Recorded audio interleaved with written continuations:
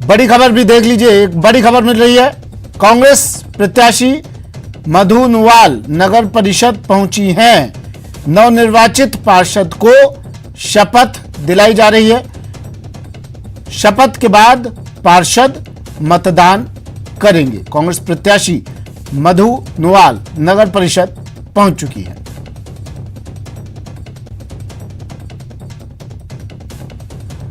और एक और बड़ी खबर, इन चुनाव को देखते हुए सुरक्षा के भी पुख्ता बंदोबस्त किए गए हैं। नगर परिषद के सामने यातायात को बंद कर दिया गया है। 2 एसएचओ समेत 58 पुलिसकर्मियों को तैनात किया गया है। सभी नगरीय निकायों पर भी सुरक्षा के पुख्ता बंदोबस्त। झालावाड़ में सुरक्षा के पुख्ता बंदोबस्त।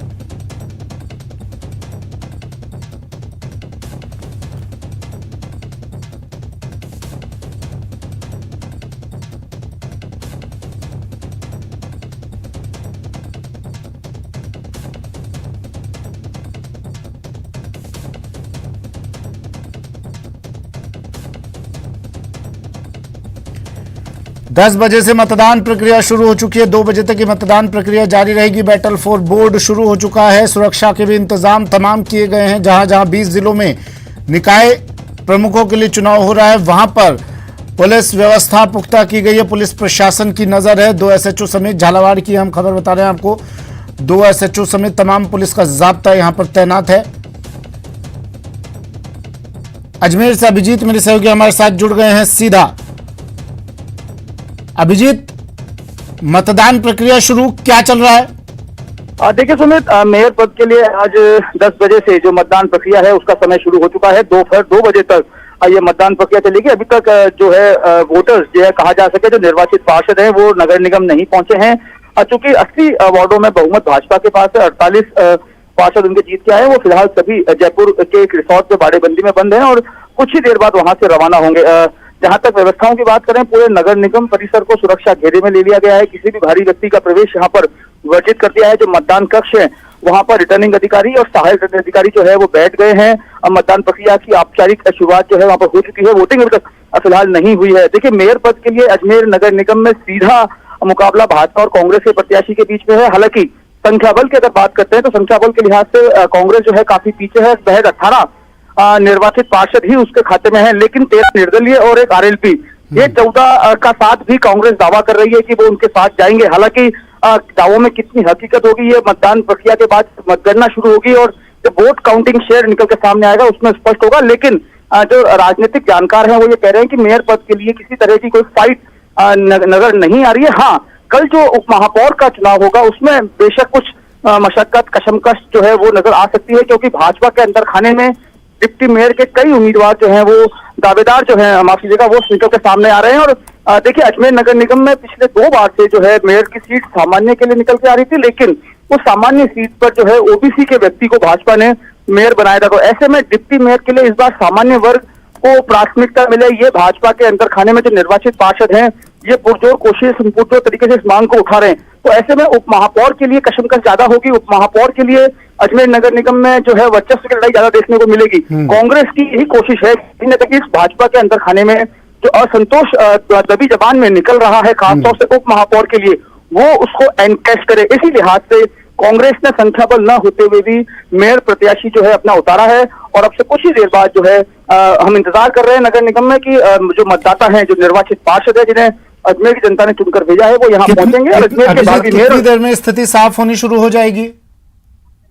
चूंकि 10 मिनट से कुछ ही मिनट आगे हुए हैं, लिहाजा ये अपेक्षा नहीं करनी चाहिए कितनी जल्दी मतदाता आएंगे। राजनीति का एक स्वभाव रहा है, सस्पेंस को आखिरी हद तक का स्वभाव रहा है। और चूंकि भाजपा के जो पार्षद हैं वो जयपुर के रिसोर्ट में बड़ेबंदी में है, तो वो जयपुर से रवाना होकर यहाँ पहुंचेंगे। तो भाजपा से करीब 12 बजे के बीच हमें बताया जा रहा है कि जो वोटर्स हैं, मतदाता हैं, पार्षद हैं, वो यहाँ जो निर्दलीय और आपके वो हैं कांग्रेस के, वो चूंकि अजमेर में ही है, वो किसी भी क्षण आ सकते हैं। लेकिन उन्हें कोशिश ये की जाती है, कांग्रेस के तमाम जो सीनियर लीडर्स हैं अजमेर के खासतौर से, वो इस कोशिश में लगे हुए हैं कि जो निर्दलीय है वो भी कांग्रेस के पार्षदों के साथ ही एक साथ वोटिंग करने के लिए पहुंचे। तो अगले 1 से 1.5 घंटे के बाद स्थिति और ज्यादा साफ हो पाएगी जब हलचल बढ़ेगी। तो अभी तो हालांकि शुरुआती समय है, तमाम रणनीतियों को अंतिम रूप देने में दोनों ही बड़े दल जो है वो लगे हुए हैं। अंक गणित पर ज्यादा फोकस किया जा रहा है, लेकिन मैं आपको फिर कह रहा हूं कि मेयर पद के लिए ज्यादा बड़ी लड़ाई नहीं है। असली घमासान कल डिप्टी मेयर के लिए देखने को मिलेगा। ठीक है, मैं फिर से लौटूंगा। अभिजीत, भीलवाड़ा लिए चलते हैं। प्रमोद मेरे सहयोगी हमारे साथ जुड़ गए हैं भीलवाड़ा से। प्रमोद, क्या चल रहा है यहाँ पर?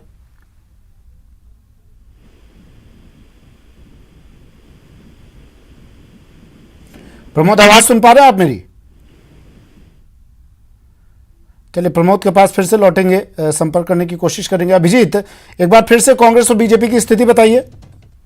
देखिए, अजमेर नगर निगम के परिसीमन के बाद हुए चुनाव में 60 से 80 वार्ड हो चुके हैं। 20 वार्ड जो है अजमेर के बड़े हैं और 80 वार्डों के नतीजों में 48 सीट लेकर भाजपा जो है स्पष्ट बहुमत पार कर चुकी है। मेयर पद के लिए शहर अध्यक्ष डॉक्टर प्रियशील हाड़ा की पत्नी ब्रजलता हाड़ा को भाजपा ने अपना अधिकृत उम्मीदवार बनाया है। अंक के इस खेल में हालांकि कांग्रेस काफी पीछे है, लेकिन इस लड़ाई को दिलचस्प और रोचक बनाने के लिए कांग्रेस ने भी द्रौपदी देवी को अपना अधिकृत उम्मीदवार बनाया है। महज 18 सीटें कांग्रेस के पास है, लेकिन बावजूद उम्मीदवार घोषित करके कांग्रेस जो है इस कोशिश में है कि कहीं ना कहीं जो असंतोष भाजपा के अंदर खाने में किन्हीं मुद्दों को लेकर बना हुआ है उसको वो अपने वोट के रूप में तब्दील कर सके। इसके अलावा 14 निर्दलीय हैं, वो भी चुनाव जीत कर पहुंचे हैं, तो 18 और 14 बनते हैं 32। लेकिन फिर भी कांग्रेस जो है 9 पार्षदों की कमी से जूझ रही है। लिहाजा जो स्पष्ट गणित समझ में आती है वो ये है कि मेयर अजमेर में तो बीजेपी का बोर्ड बनना तय है। बिल्कुल, देखिए, मेयर बनना बीजेपी का लगता है। कोई बड़ा उलटफेर अगर नहीं होता है तो बहुत आसानी से बीजेपी जो है अपना मेयर यहाँ पर बना देगी। ब्रजलता हाड़ा, देखिए, ब्रजलता हाड़ा के बारे में एक चीज और मैं दर्शकों को बताना चाहूंगा कि ब्रजलता हाड़ा जो है शहर अध्यक्ष डॉक्टर प्रियशील हाड़ा की पत्नी है। ये वही प्रियशील हाड़ा है जिन्होंने 2010 के नगर निगम चुनाव में जब मेयर के लिए डायरेक्ट वोटिंग होती थी तब इन्होंने भाजपा से मेयर पद का चुनाव लड़ा था और सामने थे कांग्रेस के कमल बाकोलिया। लेकिन तब जो प्रियशील हाड़ा है वो मेयर का चुनाव महज 5000 के वोटों के अंतर से हार गए थे। उस समय ये आरोप भी लगे थे कि भाजपा के ही आपसी जो गुटबाजी है या नाराजगी है एक दूसरे के चलते कामयाब रही थी 2010 में, लेकिन अपना मेयर जिता नहीं पाए। मैं फिर से लौटूंगा अभिजीत। प्रमोद मेरे साथ जुड़ गए हैं सहयोगी भीलवाड़ा से। प्रमोद, क्या चल रहा है भीलवाड़ा में? भीलवाड़ा नगर परिषद पूरी तरह से अपना नया सभापति चुनने के लिए तैयार है। अभी तक न तो भाजपा न कांग्रेस के यहाँ जो वार्ड मेंबर वो पहुंचे, पर भीलवाड़ा नगर परिषद में इस बार 70 वार्ड है, उसमें से किसी को स्पष्ट बहुमत नहीं मिला है। कांग्रेस को 31 सीटें मिली तो माफ कीजिएगा, भाजपा को 31 सीटें मिली, कांग्रेस को 22 और 17 निर्दलीय है। पर जिस तरह का माहौल मैंने देखा है, कल 31 लोगों ने भारतीय जनता पार्टी के वार्ड मेंबरों ने शपथ ली थी और जो भारतीय जनता पार्टी के नेता दावा कर रहे हैं कोई बड़ा उलटफेर नहीं होगा, तो यहाँ भारतीय जनता पार्टी के राजशाही पाठक के जीतने की संभावना नजर आ रही। भीलवाड़ा जिले की मैं 6 नगर पालिकाओं की बात करूं तो 5 जगह कांग्रेस और भाजपा में सीधा मुकाबला है, बाकी 2 जगह या भीलवाड़ा सॉरी का 2 जगह मांडलगढ़ में और गुलाबपुरा में एक तरह से ये त्रिशंकु आई है। वहाँ किस तरह का ऊंट करवट बैठता है, जैसे भारतीय जनता पार्टी मांडलगढ़ में दावा कर रही है। गंगापुर में भाजपा बहुमत में थी परंतु उनका एक आदमी टूटकर कांग्रेस में चला गया, वहां से उसने अपना फॉर्म भरा है।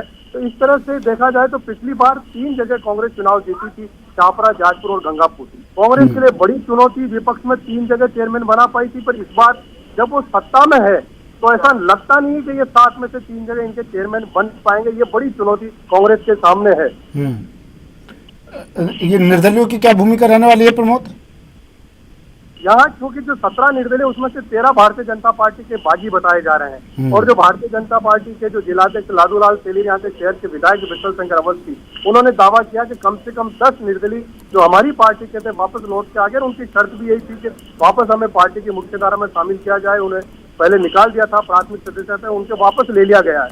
तो उनका दावा है कि कम से कम 40 से ज्यादा वोट भारतीय जनता पार्टी के जो कैंडिडेट है, इनके जो पदाधिकारी है वो दावा कर रहे हैं। बाकी दूसरी जगह और तस्वीरें आ रही है। अब जहाजपुर में कांग्रेस की स्थिति ये बन गई कि उसका मुकाबला निर्दलीय को समर्थन किया भारतीय जनता पार्टी से, उनका मुकाबला है। आसीन में पूरी तरह से स्पष्ट बहुमत में थी कांग्रेस, परंतु उनका 2 आदमी टूट के चले गए, बीजेपी में शामिल हो गए, बीजेपी ने कैंडिडेट बना दिया है। इस तरह की तस्वीर उभर कर आ रही है। ठीक है, निर्दलियों पर नजर तो कांग्रेस बीजेपी दोनों की ही होगी वैसे प्रमोद? कह रहे हैं कि कई जगह निर्दलियों की बिल्कुल, क्योंकि छापरा में Bharatiya Janata party clear majority में है, तो जहाजपुर में क्लियर मेजोरिटी में है, ठीक है। गंगापुर में 3 पर। ठीक है, मैं फिर से लौटूंगा प्रमोद। फिलहाल शुक्रिया प्रमोद आपका, अभिजीत आपका भी शुक्रिया तमाम जानकारी के लिए।